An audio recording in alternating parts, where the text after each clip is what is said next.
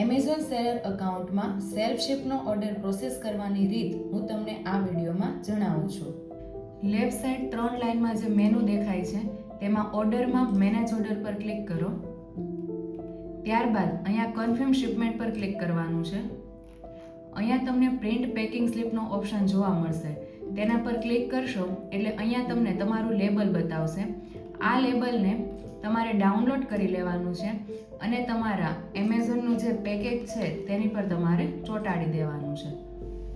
ત્યારબાદ તમે અહીંયા નીચે કેરિયર કંપની બતાવશે. આમાંથી તમારી નજીકની જે પણ કંપની હોય ત્યાં તમારે તમારું પાર્સલ દેવા જવાનું છે અને તે તમને આ રીતની તમારા પાર્સલ ઉપર એક ટ્રેકિંગ આઈડી લગાવી દેશે.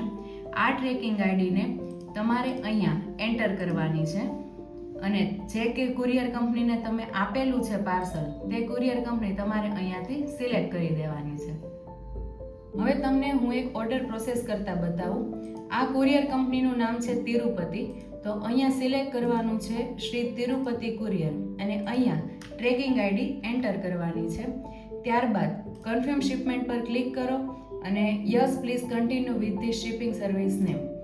આનાથી તમારો જે સેલ્ફ શિપનો ઓર્ડર છે તે ઓર્ડર પ્રોસેસ થઈ ગયો. આવા જ નોલેજેબલ વિડીયો જોવા માટે અમારી YouTube ચેનલને સબસ્ક્રાઇબ કરો.